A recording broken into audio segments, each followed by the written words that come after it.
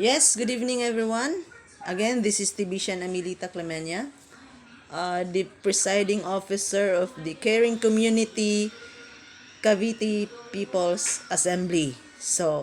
I'm just giving you an overview of what is this vlog all about. Actually, we are now going to process our pre-funding budget for the officers or the committees or the personnels that the Cavite People's Assembly or the caring community is going to have that kind of personal individual soon. So I'm just giving you or reading you what is pre-funding budget template. Pre-funding budget. What is it? Why do it? What does it and how to use the pre-funding budget template? The pre-funding budget is used to set up and operate your assembly during the first 12 months of operations. The pre-funding budget includes operations expenses, leases, computers, equipments, etc. The people who will be on your council, committees, and restoration team, as well as advisors and temporary contract people you require. Why?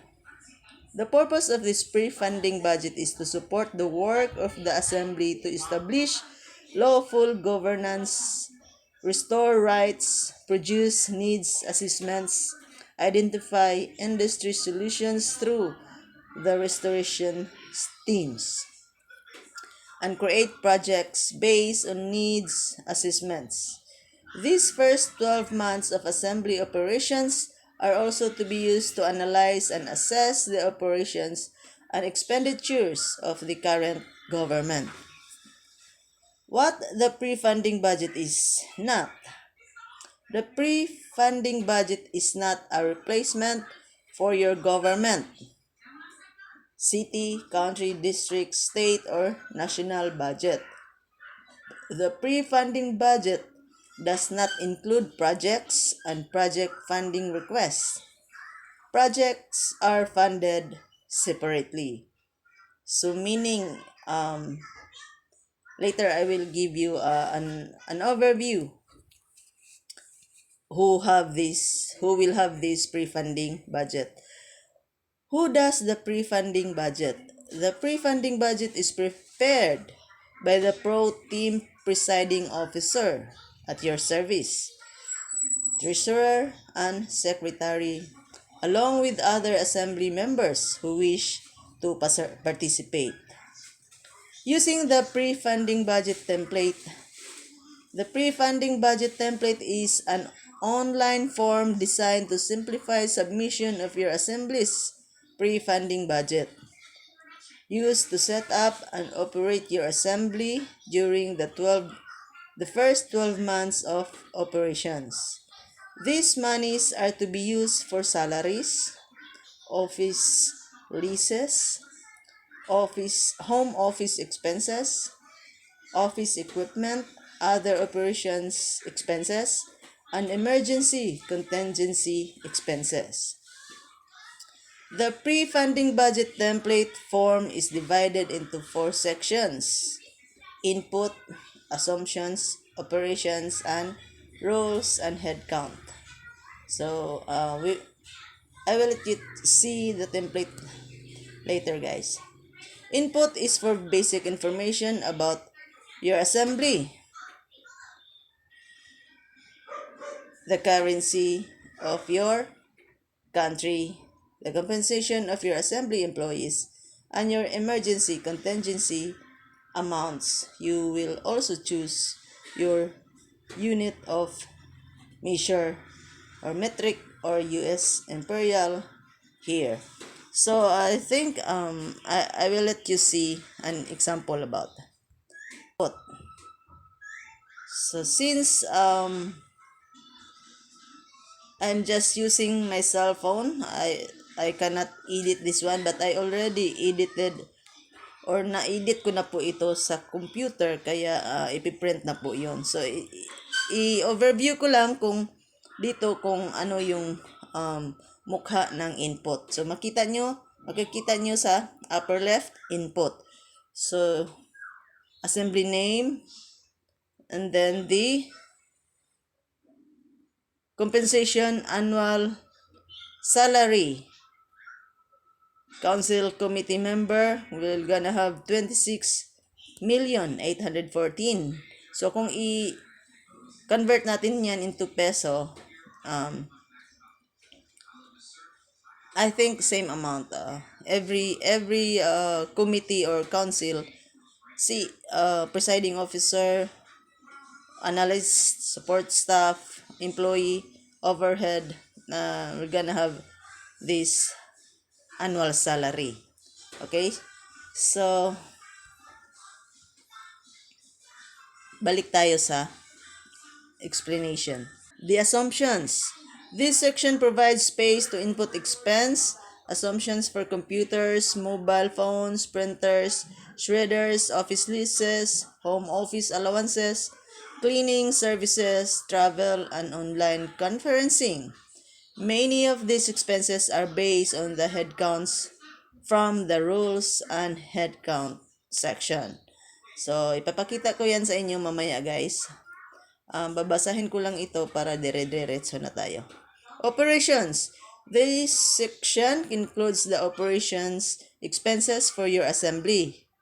So it combines calculated amounts based on headcount from the rules and headcount section, as well as calculated amounts from the assumptions section. There are also spaces in which you can enter other operations expenses, such as office furniture, printing, paper, professional services, and contractor services. Rules and headcount. So, makikita natin mamaya kung ilang headcount dapat sa isang assembly. This section is auto-calculated based on the salary compensation amounts you provided in the input section and the recommended council committee model.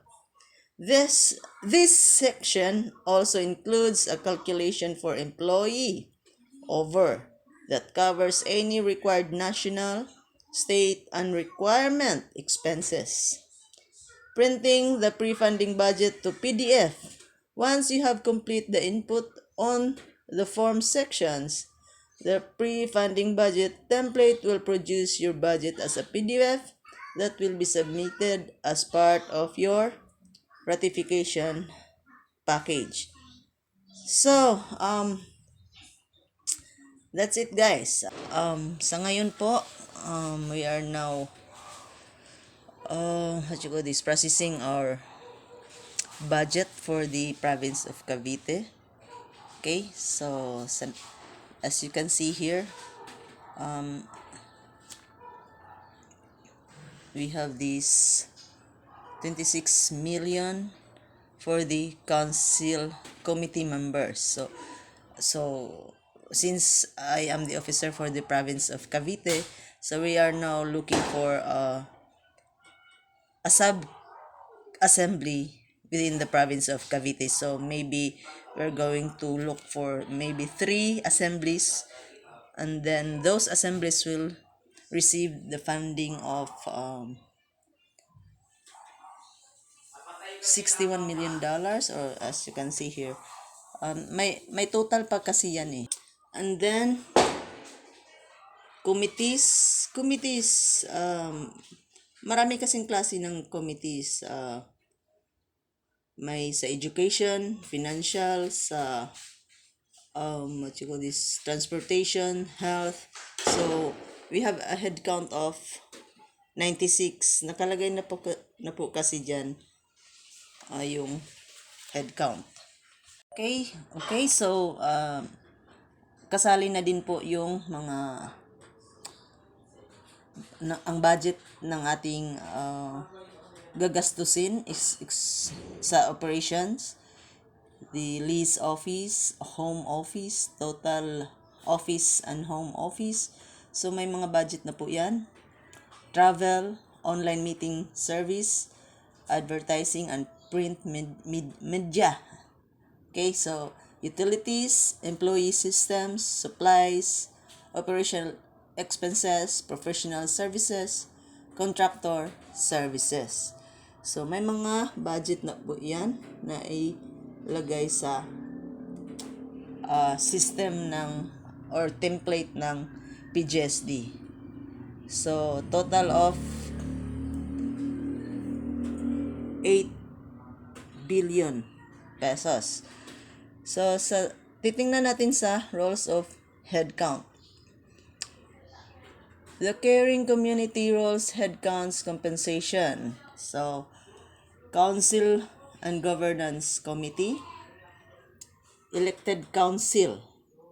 So those presiding officer for sub-assembly, we could have the 26 million annual rate or total annual expense na i-budget sa atin. For the secretary, council member, or for the communications, council member. For CTO, I don't know what is this CTO. Council member needs assessments, council member solutions assessment, council member committee reporting, council member HR internal, council member HR external. So may mga budget na po yan sila. So may mataas-taas pa po to. So governance committees, treasury or chief financial officer.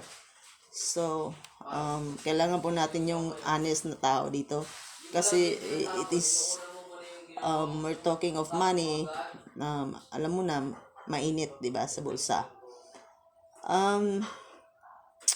Sa committee, dalawa po nakalagay dito. So each has the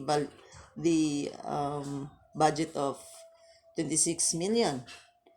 For the subcommittee, for the subcommittee 1, 2, and 3. So may tatlong persons po dyan, and each has the budget of same amount.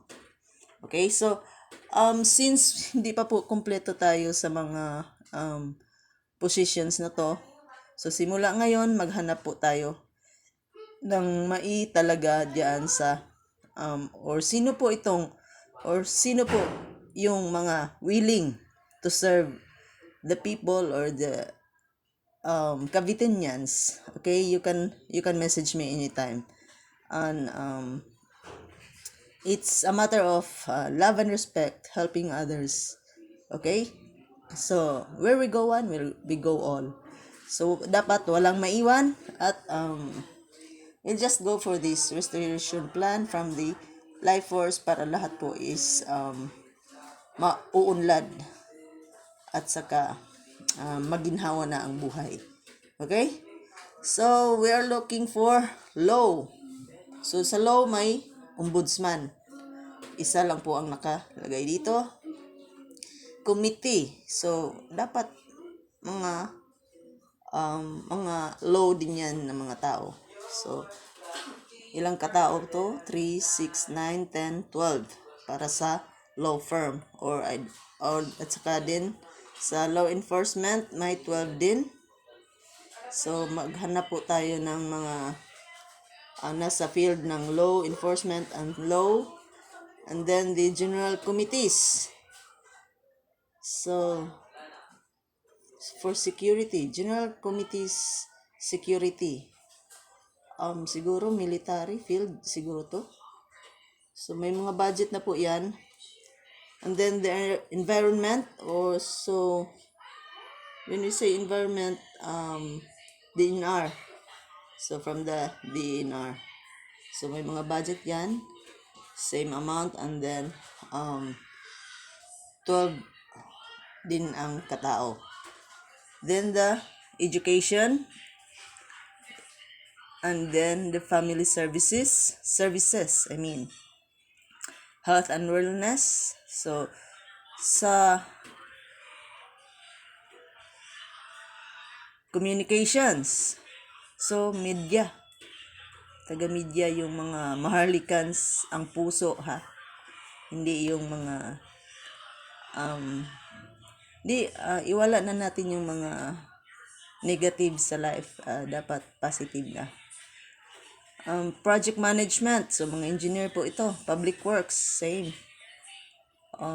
Public works, yeah, that's it.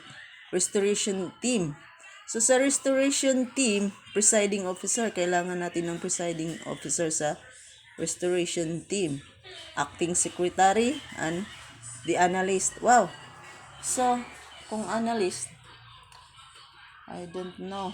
Actually, I don't have the idea, but I'll try my best and interview about how, or research about how, or kung sino ang karapat-dapat dito. Operations staff, office of the chief operating officer, analyst. So may mga analyst kailangan natin. Sa analyst dito sa restoration team, 15 individuals po kailangan natin. Okay, so sa human resources internal, human resources analyst, so mas lesser yung nila budget. Human resources external, public relations, so it's about humanitarian works. So marami po dyan na makukuha natin dito, or those willing, just message me anytime, okay, within the province of Cavite. Call center manager, call center staff, financial controlling, CFO, and analyst. So sa call center, kailangan natin ng 6 individuals. And then the information technology, analyst din. So dapat nito programmer. So may 3 katao ang kailangan natin.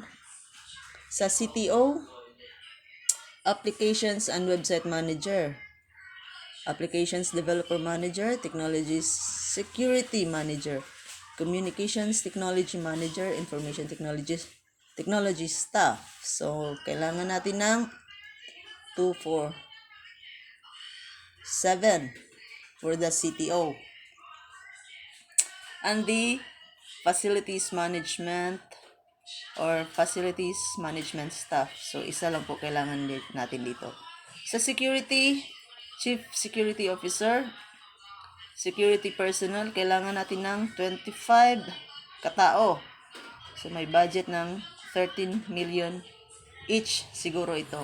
So kasi ang lahat ng mga individual na mapabilong sa restoration team natin is may budget po yan, isa-isa. So kailangan may project po, isa-isa. So kailangan lahat tayo is may matutulungan, or may project na willing tayo tumulong sa isa't isa within our province of Cavite. Okay? So para po sabay-sabay po tayo uunlad. Walang maiiwan. So administrative personnel, may kailangan tayong 15 individuals. Total headcount and compensation of 226. So total of 5 billion. 5 billion pesos. So other human resources expenses, federal, state, retirement overhead, total of 7 billion pesos. Okay. So lahat po naka-budget, at saka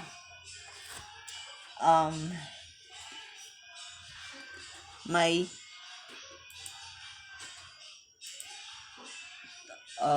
total or calculated na po siya. Automatic lang po kasi yan sa input dito. Nag-input na po ako. And then, yan po ang result. So, Next is, ipiprint ko ito and then I will email to our beloved director, Sir Asay, from the People's Government Services Department of Life Force. So that's all for today, guys, and see you in the next vlog. Have a blessed day. Bye.